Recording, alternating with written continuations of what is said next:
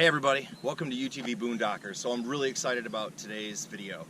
It's going to be the Boondocker Build on my Polaris General 4. Been working on this for years. As we all know with these things, it adds up. You just always want to get stuff. But what I've done is built this kind of purpose for what I do.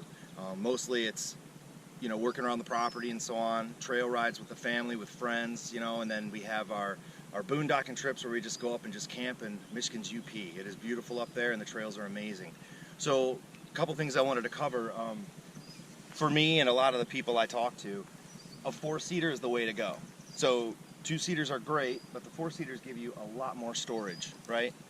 But that's just what I wanted to preface this with. So again, this is a build toward boondocking, and that's it. It's not so much for a lot of the other high-speed stuff and yada yada. So let's get into it.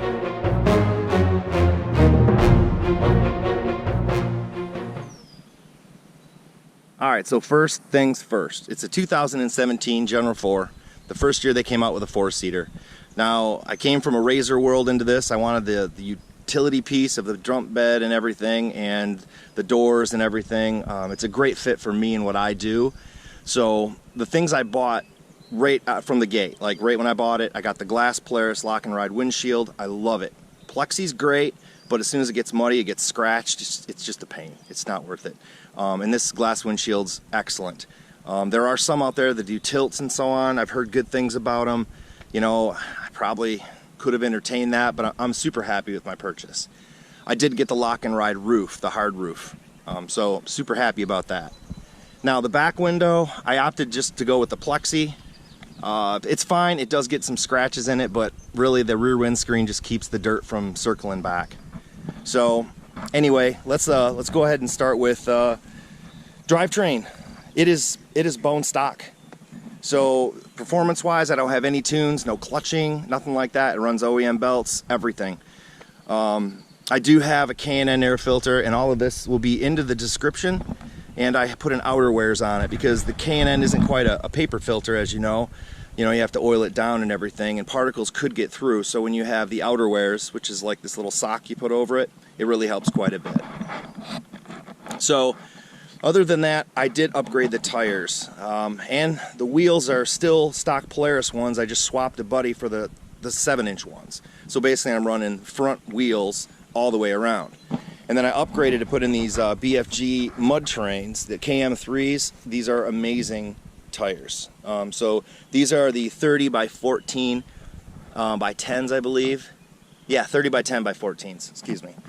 And so far, they're great. You know, a lot of my buddies run 30s, and we get in mud holes, and sometimes the 27s just don't quite cut it. So I'm really looking forward to putting that to the test this year. So let's switch over to lighting. I did one of the first things I bought. You know, we all get pumped about LEDs. I did buy this bumper one off Amazon. I will say that these Amazon lights are awesome. They're cheap and they work well. Just because they're cheap in price does not mean they're cheap in performance. So I'd rather do one of these instead of spending $300 on a Cree or something crazy like that. One of the nice ones. So save your money, buy stuff on Amazon. They hold up. The second light I bought was the roof mount, a 42-inch curved LED. I want to say it's under 80 bucks. And it bolts right on. It uses the factory bolts, which is really nice. You just got to make sure you turn the brackets inward. And this thing, I've hit trees and power washed it, and it just works. It just continues to work. A couple of my buddies bought the exact same thing. They've had a lot of luck. The newest one actually has like a black back plate inside of there, which looks pretty sharp. So that's pretty much front lighting, and I will add that once I put the roof mount on, this one was pretty useless. So, you know, that's just there, I guess, for looks at this point. You can barely notice it's on when the roof's on. I also upgraded the headlights. I just put in some LED bulbs to match the same temperature as the others. Those help a lot. The stock halogen ones, the yellow ones, they're okay, but LED's much better. So moving on to the rear, I did find some flush mount lights, LEDs. They're small, but these things work really well. They're super bright. And actually, I bought them again for an interior light, and we'll cover that when I do the inside on another segment. So as far as other lights go, I have these down here And they're my reverse lights. And you could probably find a lot of these on YouTube where people have ran a relay to your backup beeper wire. There's, again, plenty of instructionals out there to do that. I bought the relays in lieu of buying one of the kits because they're really expensive, and the relays were, I don't know, $8 or $9 for 2 of them. And these lights are pretty cheap, so if you're handy enough to do that on your own, you can save a couple bucks. So moving down to one of the big recovery pieces I've learned to love is this hitch mount. I'll put that out there too. This is really good. You can slide a rope through it. You could hook into these on the side where the trailer hooks are. They're okay, but this basically you're not going to tear up a rope when you run it through it. So it's really nice for certain recoveries. If you have to like lever over a tree or something to pull somebody out or whatever, it works fantastic. I just used it this past weekend to move a tree off a trail. So for spare fuel, I like to bring the Kolpin 4-gallon system. It's really nice. I bought the Kolpin mounts and everything. Mounts in the bed really well. It doesn't move, so it's really nice. I usually put a tarp down there in case I get spillage, but I haven't had any problems yet. I was kind of paranoid at first. Now the Ropax ones are great too. I don't want to discount those. I just haven't used them. I just don't have the rack in the back to mount. Been thinking about that, but this works for now. I can still fit a cooler in there, and everything's great. So let's see, comms, I'll probably cover this in the interior piece, but I did get an antenna here, a magnetic mount, and then I just mounted a plate. So it's kind of nice. You could take it off of a tree, wax it, you know, it'll just hang there and put it back on. It's pretty nice. I do have the grab bars. Had a buddy ask for those one time, got a little crazy, so I threw some on there for passengers. So mirrors.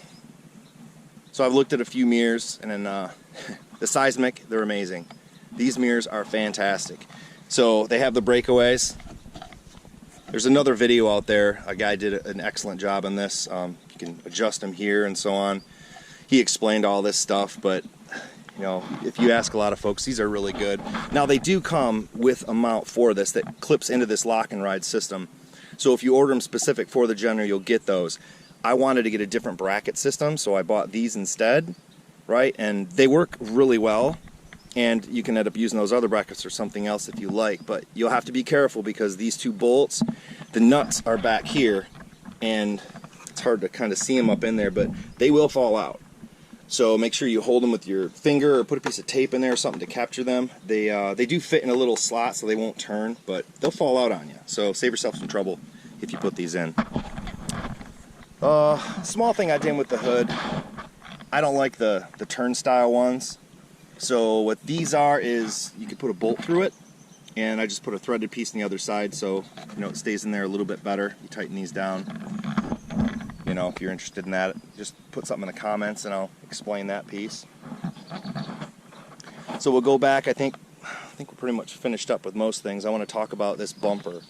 So I upgraded from the factory Polaris one to the Super ATV bumper, and I do really like it, but there are a couple things that I need to share. Mounting these so far, I've seen a couple people on Facebook forums that have troubles. Inside of here, these bars where they mount up, I had to basically use these polyurethane spacers, got them at the hardware store, because it won't fit exactly right. It wants to lay all the way back, and it will touch up here and rub. So that was kind of a pain, but not too big of a deal considering I really like the bumper. It's a 2-piece setup, so there's like 2 canonical ends that meet, and then this little clamp goes over top of it. But it is really sturdy. You know, I've got no beefs with that. The finish on it is okay. After a while it gets dull, so what I think I want to do is basically do the undercoating. So that's probably going to happen at some point. This is just a, you know, I think a 1.75-inch flag mount. A neat little trick a buddy taught me is you could use an air chuck, and you could fill it with some filler to make it a little more rigid, and use the other end on your flag, quick release. It's kind of sweet. So I put it like this, so when I want to, I can just turn it forward, loosen this up, spin it, tighten it down, and go to the dunes or something, like Silver Lake. The other thing, I believe this came with it. The Fairlead came with the bumper. I did buy this though. This is really nice, so this doesn't chew it up, and it kind of gives you a little relief in there when you want to tighten it up. This mount down here, for those who are curious, this is for a plow mount. I have another video where I did a review on it. Moto Alliance 72-inch, I believe, so you can check that out. And one of the last things I wanted to cover is, well, I got sick of scratches. You know, this thing is just, it scratches pretty easy, and I like to keep it as clean as I can. And I was over it, and I wanted something unique. So I went and bought this Raptor kit on Amazon, and it works fantastic. I need to do my truck anyway. So this kit comes with the spray gun and everything, really easy to use. I just Scotch-Brighted everything, you know, washed it, did some wax and grease removers after. And it's the rust-colored Scotch-Brite is what I used. And then after that, once it's scuffed really good so it'll adhere to it, it takes a while, but you take all these parts off and you just spray the bed liner on per the instructions. It's pretty easy. And this stuff is crazy durable. I've had, you know, you go through the trails, sticks will dig into the side of it. It holds up really good. I've ran into a couple things, doesn't crack or anything like that, so it's fantastic, and it comes in other colors. So I know if you don't want the black, I'm pretty sure there's several to pick from. I think you can even tint it if you want to. So let's see, I think I've covered everything for the exterior. So stay tuned for our next segment. We're going to do the interior.